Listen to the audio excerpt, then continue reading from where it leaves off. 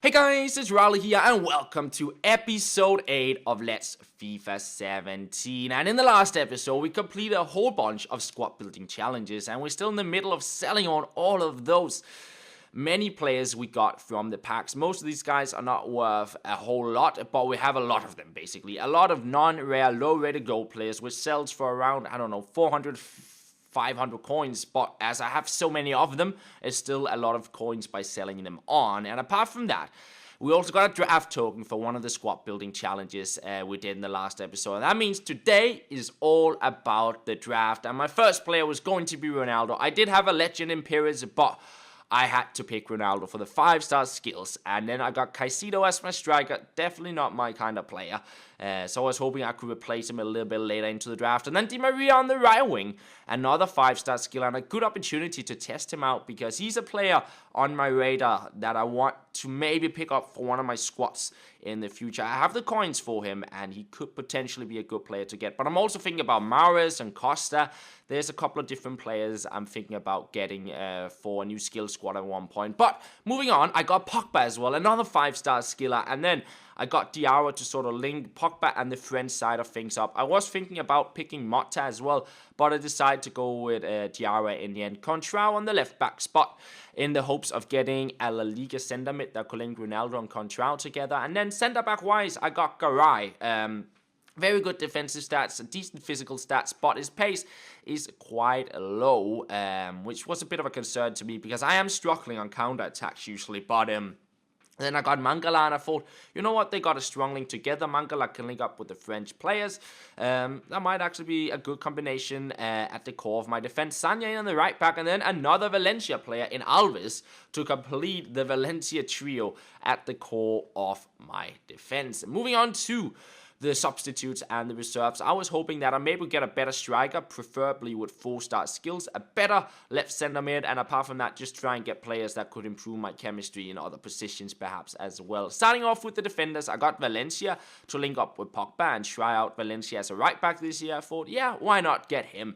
Next up, I got Saint-Etienne player, which was also called Pogba, just in the hopes that I might be able to build a bit of a Ligue 1 defense, maybe, if I got enough of those players. Then I got Moutinho to link all my Portuguese players up with my Ligue 1 players. Almost the perfect choice, but then James popped up as well to give strong links to Ronaldo and to Contrao, and at this stage, maybe it didn't help on my Ligue 1 players, but I was thinking if I got a good striker at this stage, Ronaldo would be on good chemistry. For example, if I got a Lacazette, I could keep Ronaldo on chemistry. So I was hoping that Lacazette just would pop up at this stage, such that I also could play maybe a Di Maria in and then play Pogba CDM.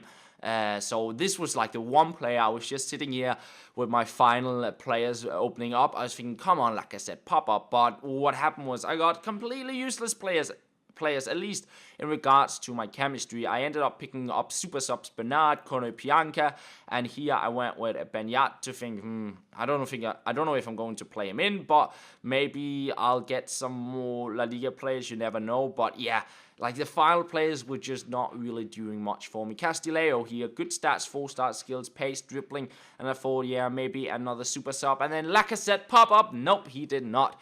And I was a little bit disappointed because I didn't get any good striker options apart from my captain in Aguero, I believe. So, yeah, I was definitely a bit disappointed here towards the end because I never really do like to play with big strikers with no skill moves. I like to have at least 4-star skills on my striker.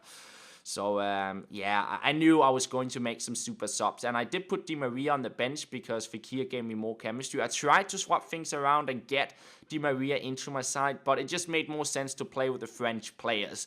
And it made it even more obvious that I should do it when I got a French manager as well to get my 3 French players on 7 chem up to 8 chemistry. So basically 7 players on 9 chemistry, 3 players on 8, and 1 player on 7 in Caicedo. And then I had Di Maria, Konoplyanka, our Italian little wizard, which we've been using our divisions, El Shawi. And finally, I also had Castillejo, all as super subs to bring onto the pitch. And we jump into the first round of the draft. And I thought to myself, you know what, let's try and use the shielding a little bit of Caicedo. It worked out pretty well in that attacking sequence, but I couldn't really create that much skill-wise with him, so I was not too fond of it. And to be fair, I didn't create too much overall in this match because, well, I felt like the draft, it was actually a little bit more tough than the divisions. And I guess it makes sense. I've been playing in sort of the lower divisions at this stage, and the draft is probably a little bit more competitive as people either pay coins or FIFA points to go into it. Or maybe it was somebody with a draft token, who knows, but the draft is usually quite competitive, so at halftime, I decided to make some substitutions, get some skillers onto the pitch, and it opened up a little bit more for the creativity in the attack. Here we break on through some good combination play all the way through, but the shot wasn't exactly the best. And now this cheeky little combination, unlucky for James not to hit that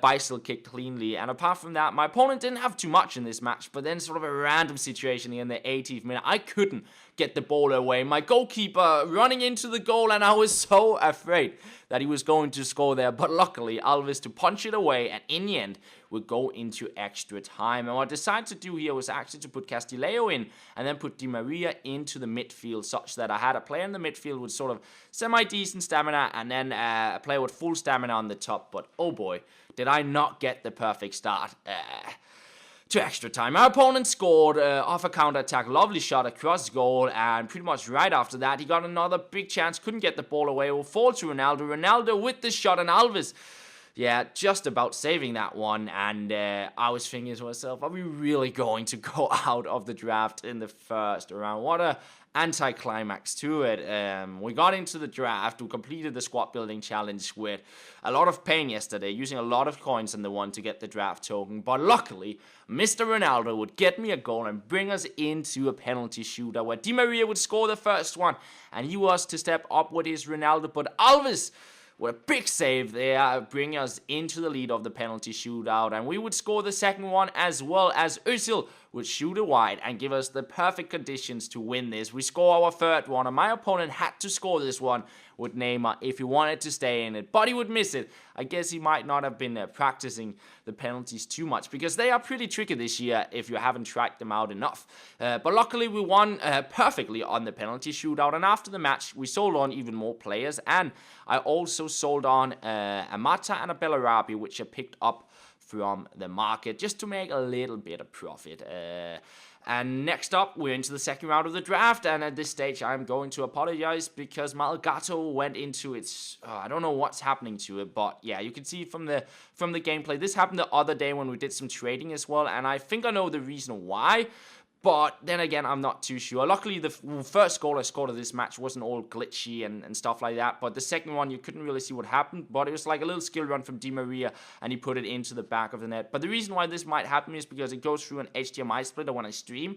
I record this as well. But the thing is, the majority of the time, the recordings are perfectly fine. There's no problems. And then, like, I don't know, 1 out of 10 times, it just glitches out. And I don't know when it happens. Like, the first match was fine. And then the second match, glitchy. And the third round of the draft, like, so frustrating, because all my matches of the draft, I recorded in one session. And, yeah, you can barely see any of the chances. So I just left them out here. And I won the third round, as you'd see here. But, yeah, very, very frustrating for that stuff to happen. But we made it into the final of the draft, and I'm afraid its footage might not be the best either. I haven't looked through it yet, but that will be in the start of the next episode. We'll see if we can win it, and if we do not, well, we'll still get some nice draft rewards, which will open up in the next episode. But for now, we're going to end off the episode here, guys. I hope you guys did enjoy it, and tomorrow we'll be back with the final of the draft, or maybe it'll be the day after tomorrow. We'll see how my time is, but I'll try and have it out tomorrow. We'll play the final and maybe jump back into the division, something like that, and that is pretty much all. Thank you very much for watching, and I'll talk to you guys later.